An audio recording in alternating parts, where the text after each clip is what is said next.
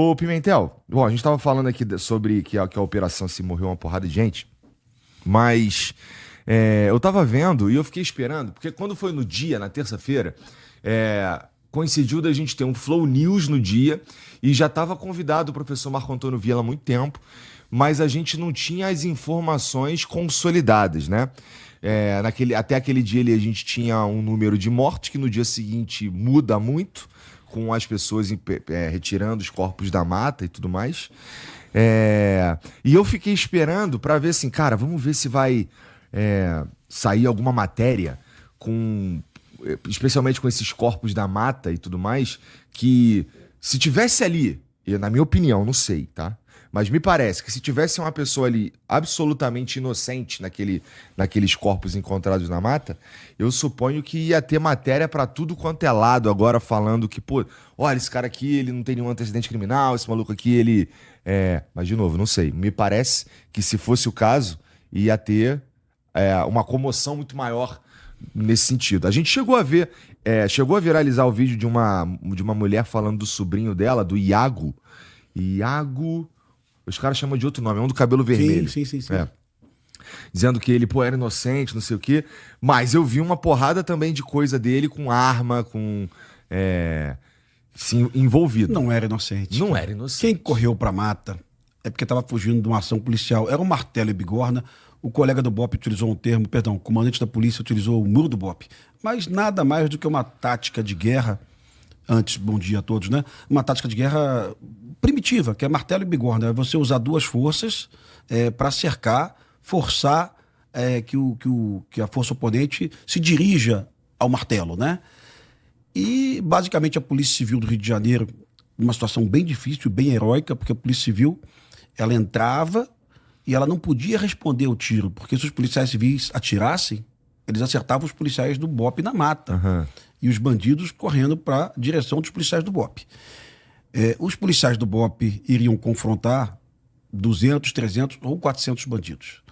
Numa área de Mata Atlântica muito fechada, você não consegue colocar 200 policiais em linha, é muito complicado. Uma área de pouca visibilidade, essa operação começou, o sol não tinha nascido. Então, é sobre isso, Igor. Que bom que você dá a oportunidade. É sobre isso que as pessoas precisam entender. Primeiramente, não é uma ação policial.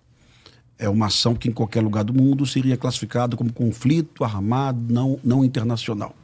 Caracterizado pela ocupação territorial por mais de 2 décadas, pelo enfrentamento das forças de segurança do Estado Democrático, pela usurpação do Estado de Direito no local e pela quantidade de armamento que estabelece uma capacidade de combate de média intensidade. Tá. Em nenhum dia da guerra do IDF contra o Hamas, o exército israelense matou 120 terroristas do Hamas.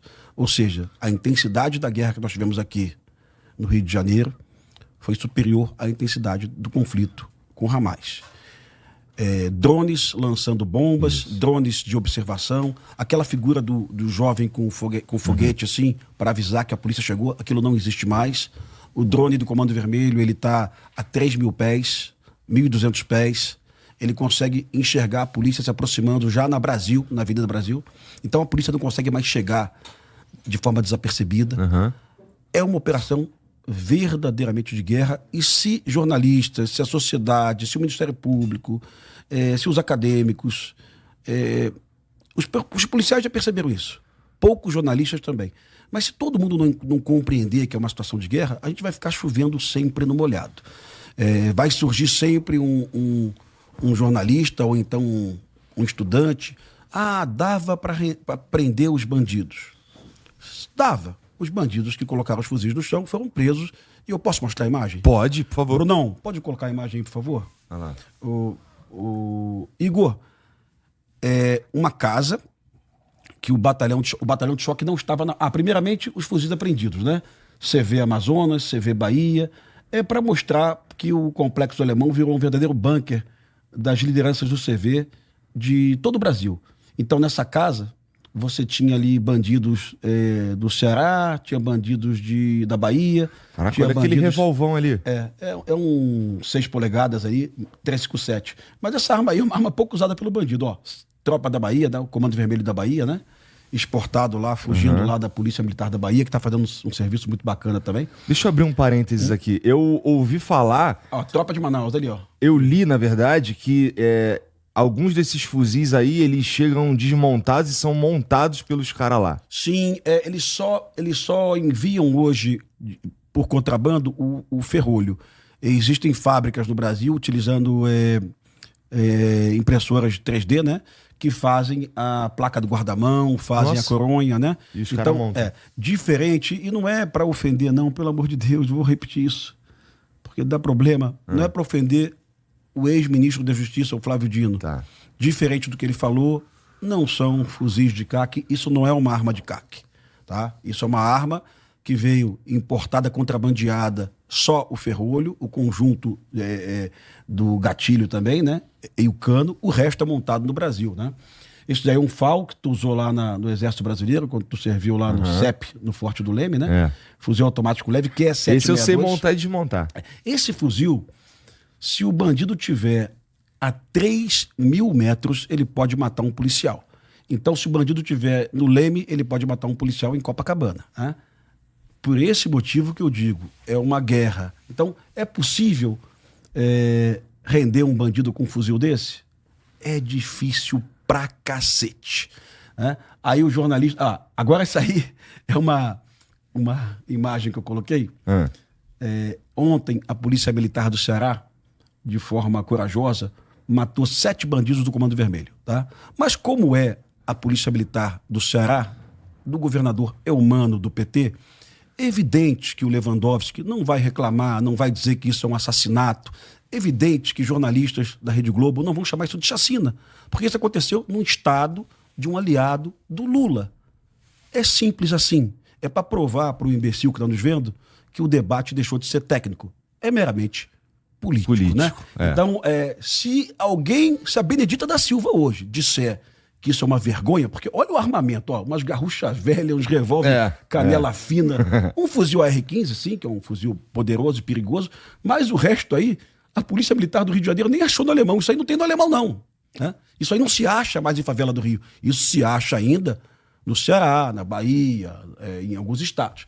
Lá, a Polícia Militar da Bahia, e parabéns para a Polícia Militar da Bahia, né? Perdão, do Ceará, né? Parabéns mesmo, porque a Polícia Militar do Ceará está tentando reverter o que aconteceu no Ceará. Tá tendo uma invasão lá, né? Foram 7 mortos, mas pro ativista de direitos humanos, pseudo-especialista em segurança pública, para ele isso aí não é horrível, isso não choca ele. O que choca é a Polícia Militar do Cláudio Castro matar alguém, a Polícia Militar do Tarcísio matar alguém. A Polícia Militar do Jerônimo matar, tá liberado pelo Lula, pelo Lewandowski, tá liberado, eles não reclamam, eles não falam nada. Pelo contrário, o Lewandowski diz que o Ceará é exemplo de boa segurança pública, apesar de ter os piores números do Brasil. Ele diz que é exemplo. Então, isso aí é a evidência que o debate deixou de ser técnico e é totalmente político. E se a gente não abandonar essa porra, nós estamos fodidos. Temos que trazer isso para a técnica. Pode mostrar as imagens, Bruno, dos policiais do Batalhão de Choque do Rio de Janeiro cercando os bandidos? Consegue aí, irmão? Então, toca aí. Vamos lá. É uma imagem aí. Tranquilidade, mano, ó. A tia tá filmando aí, nós vai descer. Qual é, rapaziada? Ó, um atrás do outro. Ninguém com nada. Ninguém com nada. Aí, tá geral sem camisa, pegou a visão? Tá geral sem camisa, nós vai descer aqui devagar, hein?